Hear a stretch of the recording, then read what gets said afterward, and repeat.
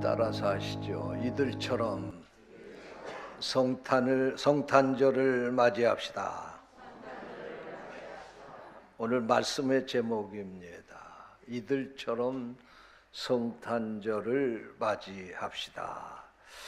오늘 읽은 성경 본문 말씀에 보니까 예수님께서 이 땅에 오시게 될 때에 예수님을 영접하지 아니한 사람도 있고 또 영접한 자들도 있다, 그렇게 말씀을 하고 있습니다. 오늘 11절 말씀에 보니까 자기 땅에 오매 자기 백성이 영접하지 아니하였으니 그랬습니다. 사실 당시의 유대 백성들은 예수님께서 이 땅에 오시기를 간절히 기다리고 있었습니다. 그러나 정작 예수님께서 이 땅에 오셨을 때에 이들은 예수님을 영접하지 않았습니다. 예수님을 메시아라고 인정하지 않았습니다. 그리고 예수님을 핍박하고 십자가에 달아 죽였습니다. 그런데 또 예수님을 기쁨으로 영접한 사람들도 있습니다. 여기 보니까 예수님을 영접하는 자, 곧 그 이름을 믿는 자들에게는 하나님의 자녀가 되는 권세를 주셨다고 말씀하고 있습니다. 12절 말씀입니다. 그렇습니다. 예수님을 영접하는 자에게 하나님이 복을 주시는데 하나님의 자녀가 되는 복을 주신다고 그랬습니다. 할렐루야. 예수님을 영접하면 하나님의 자녀가 되는 복을 주시겠다고 약속하셨습니다. 여러분, 성탄절이 그저 1년에 한 차례 지나가는 기념일이거나 또 저 2000년 전에 이 땅에 오셨다가 가신 예수님의 생일날 정도로 생각하고 성탄절을 지키지 마시고 이 성탄절에 오시는 예수님을 기쁨으로 맞이하고 영접하심으로 하나님의 자녀의 축복을 받는 성도들이 되시기를 축원합니다. 그러면 예수님이 이 땅에 오실 때에 예수님을 영접하지 않은 사람들은 누굽니까? 성경에 보게 되면 여러 사람들이 나오는데 그 가운데 세 가지의 세 종류의 사람을 제가 여러분에게 말씀을 드리려고 합니다. 첫 번째로는 헤롯 왕을 들 수 있을 것입니다. 헤롯 왕은 당시에 예수님이 탄생하시게 될 때에 베들레헴에 탄생하셨는데 이 베들레헴과 유대 땅의 통치자가 바로 이 헤롯 왕이었습니다. 그래서 동방 박사들이 이상한 별이 뜬 것을 보고 그 별을 쫓아서 길을 나서게 되었는데 나서다 보니까 유대 땅까지 오게 됐어요. 이 별이 무언가 이상한 별인데 이것은 이 세상에 통치자가 탄생하는 그런 징조가 있는 별이었습니다. 그래서 예루살렘에 가서 헤롯 왕을 찾아가 가지고 이 이상한 별을 보고 우리가 이 땅에 왔는데 유대인의 왕이 태어나는 징조가 있는 이 별이올시다. 그러니 이 별처럼 이 땅에 유대인의 왕으로 태어나신 이가 어디 있습니까? 그리고 물었습니다. 우리가 동방에서부터 그 별을 쫓아서 이 땅에 태어나신 그 왕께 경배하기 위해서 이곳에 왔습니다. 그러니 그분이 어디서 태어났는지를 좀 알려주시오 그랬습니다. 그랬더니 헤롯 왕이 제사장과 서기관들을 불러 모았습니다. 그리고 그들에게 묻습니다. 그러자 그들이 대답하기를 성경에 보면 베들레헴이라고 하는 곳에 유대 왕이 태어난다고 하는 예언이 있습니다. 그러면서 베들레헴이 아마 유대 왕이 태어난 장소일 거라고 그렇게 가르쳐 줍니다. 그랬더니 헤롯 왕이 이 동방 박사들에게 당신들이 찾는 그 왕이 태어난 것이 베들레헴일 것이고, 혹시 당신들이 그곳에 가서 그를 만나게 되면 돌아가다가 나에게 그 사실을 좀 알려달라고, 그러면 나도 가서 그에게 경배를 하겠다고 그렇게 말했습니다. 그러나 사실 헤롯 왕은 그 유대에 태어난 왕을 경배하기 위해서 그런 이야기를 한 것이 아니라 자기의 대적자가 태어난 것이라고 생각하고 그를 싹서부터 잘라버리겠다, 그런 생각을 가지고 죽이려고 그런 이야기를 한 것이었습니다. 동방 박사들이 베들레헴에 찾아가서 이 아기 예수님을 만나고 그에게 경배를 하고 그날 밤 그곳에서 지나게 되었는데, 꿈에서 천사가 나타나서 동방 박사들에게 얘기하기를 헤롯 왕에게 가지 말고 그냥 돌아가라고 그렇게 지시하는 것이었습니다. 그래서 동방 박사들은 헤롯 왕을 만나지 아니하고 동방으로 그냥 돌아가게 되었습니다. 며칠을 기다려도 이들이 돌아오지 않게 되자 헤롯 왕은 그들이 그냥 간 것을 알고 이 베들레헴 지경에 있는 2살 이하의 어린아이는 다 죽여버리라고 명령을 내렸습니다. 그래서 그만 예수님을 죽이려고 그곳에 있는 2살 이하의 어린아이를 다 학살하는 이런 못된 짓을 헤롯 왕이 저지르게 된 것입니다. 예수님은 하나님께서 그 죽음 가운데 건지기 위해서 예수님의 부모에게 애굽으로 피난을 하라고 해서 그때 이미 피난을 하고 난 다음에 이 베들레헴 근처에 있는 많은 2살 이하의 어린아이가 다 그곳에서 학살을 당하게 된 것입니다. 그러니까 헤롯 왕은 첫 번 성탄절을 살인잔치로 그렇게 성탄절을 지키게 된 것입니다. 두 번째로 여기 성탄절을 잘못 지킨 사람이, 성탄절에 이 오시는 예수님을 영접하지 않은 사람들이 있습니다. 그들은 제사장과 서기관들입니다. 이들은 헤롯 왕에게 메시아가 태어나면, 유대인의 왕이 태어난다고 하면 베들레헴에서 태어날 것이라고 하는 사실을 알고 헤롯 왕에게 가르쳐 주었습니다. 그랬음에도 불구하고 이들은 베들레헴으로 가지 않았습니다. 자기들이 그렇게 기다리던 메시아가 왔음에도 불구하고 그들은 기뻐하지 않았습니다. 오히려 무관심하고 아무 반응도 보이지 않았습니다. 여러분, 이 제사장과 이 서기관들이 첫 번 성탄절을 맞이한 모습은 오늘 우리가 살고 있는 이 현실 가운데도 많이 있습니다. 성탄절은 단순히 이 땅에 예수 그리스도가 오셨다고 하는 것을 기억하는 날이 아닙니다.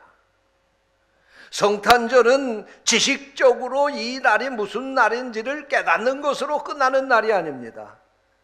이 성탄절은 우리를 구원하기 위해서 예수 그리스도께서 이 땅에 오셨다고 하는 것을 우리가 알고 기뻐하며 하나님 앞에 감사하고 찬송하며 예배하는 날입니다. 여러분, 이 세상에도 성탄절이 무슨 날인지를 지식적으로 아는 사람들은 많이 있습니다. 그러나 성탄절은 우리의 마음으로 예수 그리스도를 진정으로 기뻐하며 하나님 앞에 예수 그리스도를 보내주심을 감사하며 예배하는 날이 성탄절이옵니다. 오늘 여러분들이 이 성탄절을 올바르게 맞이할 수 있게 되시기를 축원합니다. 세 번째로 성탄절을 바르게 지키지 못한 사람이 있는데 그는 여관 주인입니다. 예수님께서 예수님의 부모님이 베들레헴에 호적하러 가셨다가 그곳에서 산기를 느껴서 어디서 해산을 해야 될 텐데 여관집을 찾아갔더니 방이 없다고. 그러니까 어떡합니까? 급하기는 한데 들어갈 곳이 없으니까 할 수 없이 마국간에 가서 예수님의 어머니 마리아가 해산을 하게 된 것입니다. 만약에 이 여관 주인이 이 탄생하실 분이 누구라고 하는 사실을 알았더라고 하면 자기의 방이라도 비워드렸을 것입니다. 그럼에도 불구하고 이 여관집 주인은 자기 집에 메시아가 탄생하는 이 영광을 얻었음에도 불구하고 그 기회를 놓쳐버리고 말았습니다. 왜냐하면 그런 돈벌이에만 관심을 가졌기에, 그런 돈 버는 일에만 급급하여서 예수님을 모실 수 있는 좋은 기회를 놓쳐버리고 말았다는 말씀입니다. 여러분, 오늘날에도 많은 사람들은 성탄절을 맞이하기 위하여 많은 준비를 합니다. 성탄 트리를 만들고 장식을 하고 카드를 주고받고 선물을 주고받습니다. 크리스마스 캐롤을 부릅니다. 어린아이들은 산타클로스 할아버지가 오시기를 고대하기도 합니다. 이런 여러 가지 행위 속에 이것이 진정으로 예수 그리스도를 맞이할 준비가 안 됐다고 하면 이것은 크리스마스의 진정한 의미를 담지 않은 성탄절이라고 말할 수 있습니다. 사랑하는 성도 여러분, 성탄절은 말구에 태어나신 아기 예수를 다시 생각하고 그분이 이 땅에 구세주로 오셨음을 다시 한번 기억하고 그에게 경배하며, 또한 크리스마스에 주신 이 하나님의 은혜를 감사하는 데 우리의 초점이 맞추어져야 합니다. 그런데 오늘날 성탄절은 예수님의 이 탄생의 의미와는 전혀 상관이 없이 돈을 벌기 위해서, 자기들의 이익을 위해서, 자신들을 즐기기 위해서 이 성탄절을 이용하고 있는 것입니다. 그렇다고 하면 그들은 이 여관 주인과 아무것도 다를 것이 없을 것입니다. 그러면 우리가 이 성탄절을 어떻게 맞이해야 됩니까? 성경을 통해서 이 성탄절을 올바르게 맞이한 사람들을 볼 수가 있는데, 오늘 우리는 그들을 닮아서 그들처럼 이 성탄절을 맞이하기를 원합니다. 그들이 누구입니까? 첫 번째로는 안나라고 하는 여인을 들 수가 있습니다. 누가복음 2장에 보면 안나라고 하는 여인은 성전을 떠나지 않고 주야로 금식하며 기도하다가 예수님을 만나게 되었습니다. 그는 결혼해서 살다가 과부가 된 지 84년 동안을 혼자 살게 되었는데, 그의 84년 혼자 산 인생은 오직 한 가지에 초점이 맞춰져 있었습니다. 그것은 이 땅에 오시는 메시아를 만나야 되겠다 하는 그런 믿음이었습니다.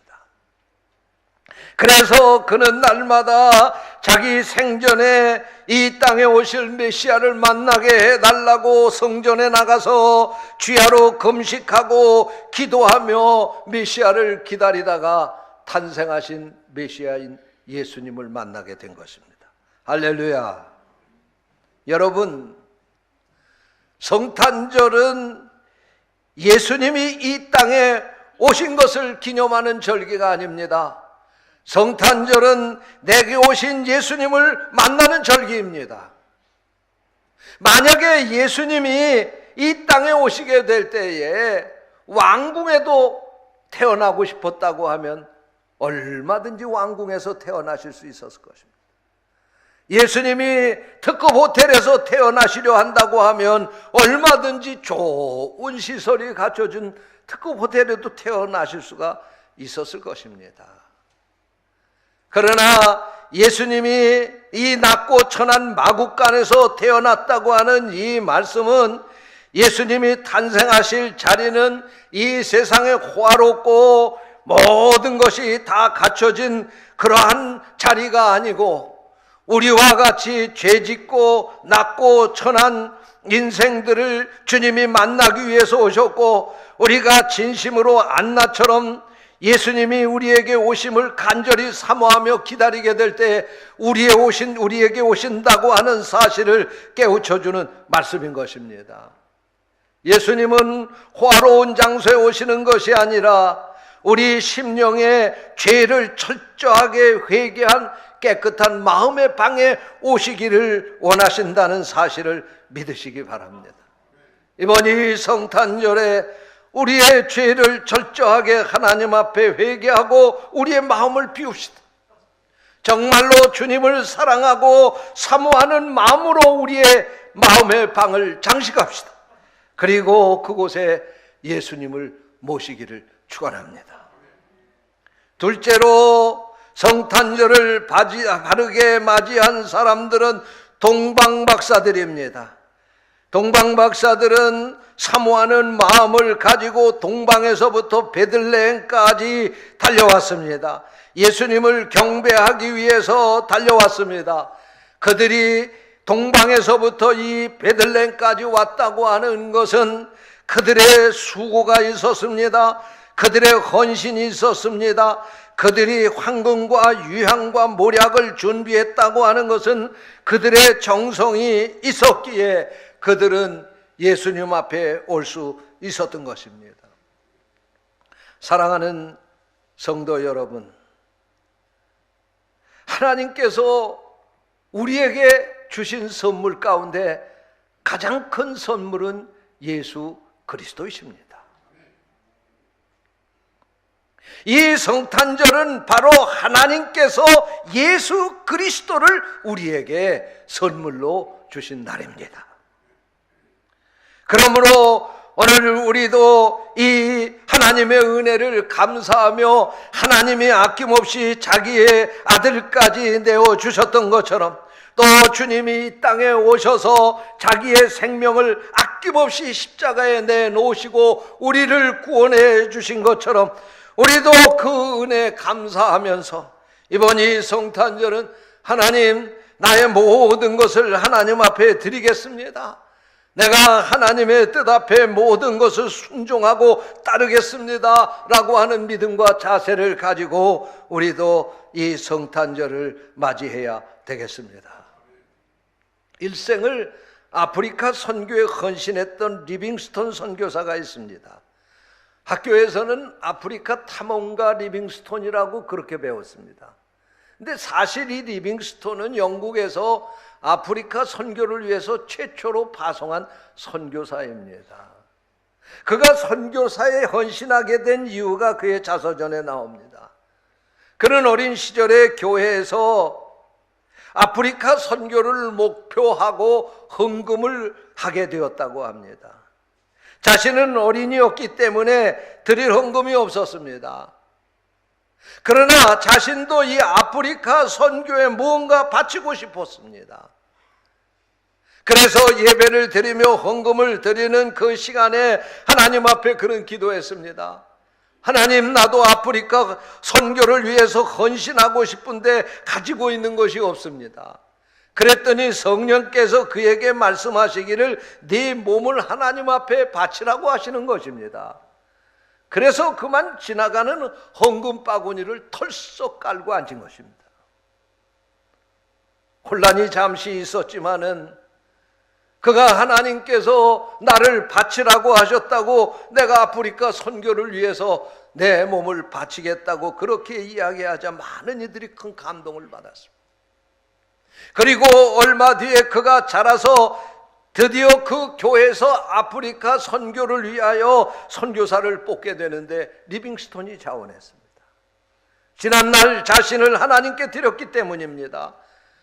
그래서 그는 아프리카 선교사로 파송을 받아서 그곳에 가서 밀림지대에서 생명을 걸고 그는 복음을 전하다가 그는 마지막에 자신의 생명을 하나님께 드리고 순교해서 그곳에서 죽게 되었습니다. 그가 순교하기 며칠 전에 이런 글을 일기장에다 써 놓았습니다. 내 왕이요, 내 생명이요, 내 전부이신 주 예수요, 내가 이제 나의 온 마음 온 몸 전체를 주님께 바칩니다. 여러분, 이것이 참 신앙이요, 이것이 바로 우리가 하나님 앞에 드려야 할 경배인 것입니다. 영국의 엘리자베스 여왕은 이렇게 고백을 했다고 합니다. 우리 주님께서 내 생전의 영광의 주님으로 이 땅에 오신다고 하면 내가 쓴 이 왕관을 주님의 발 앞에 드리겠습니다. 할렐루야. 여러분, 그렇습니다. 우리도 동방박사들과 같이 우리의 온 마음을 다하여 경배드리고 정성을 다하여 경배하는 성도들이 되어야 하겠습니다. 주님이 정말로 우리를 위해서 희생하기 위해 이 땅에 오셨다고 하는 사실을 믿는다고 하면 이 성탄절은 우리도 주님을 위해서 내 모든 것을 드리겠다고 하는 결단과 각오로 예배하는 성도들이 되어야 할 줄로 믿습니다. 셋째로, 목자들이 있습니다. 성탄절을 바르게 맞이한 사람들 중에 이 베들레헴 들에서 양을 치는 목자들이 있습니다. 그들은 밤중에 새벽에 양을 치다가 천사들로부터 예수님이 탄생했다고 하는 소식을 듣고 예수님이 누이신 마구간에 가서 경배한 후에 아직도 예수님의 탄생을 모르는 사람들에게 나가서 아기 예수님의 탄생 소식을 기쁨으로 알린 사람들입니다. 여러분, 이 목자들이 예수님을 만나고 나서 아직까지 예수님을 알지 못하는, 예수님의 소식을 알지 못하는 사람들에게 나가서 이 예수님의 탄생 소식을 전한 것처럼 오늘 우리도 이 세상에 살면서 아직까지 예수 그리스도를 알지 못하는 사람들에게 예수 그리스도가 이 땅에 오셨다고, 그 예수 그리스도가 우리를 구원하기 위해서 오셨다고, 그 예수를 믿으면 누구든지 하나님의 자녀가 되는 권세를 주신다고 나가서 전해야 되겠습니다. 첫 번 성탄절은 지났습니다. 그리고 지금 2000년 동안 성탄절을 지나왔습니다. 그러나 우리에게는 첫 번 성탄절 못지않은 큰 감격이 있는 두 번째 성탄절이 올 것입니다. 그것은 바로 예수 그리스도께서 이 땅에 재림하시는 날입니다. 우리는 이 날을 고대하며 살고 있습니다. 이 날을 고대하는 그런 믿음과 마음으로 안나처럼, 동방박사들처럼, 목자들처럼 이 날을 기다리고 준비하고 맞이하는 성도들이 되시기를 축원합니다. 기도하겠습니다.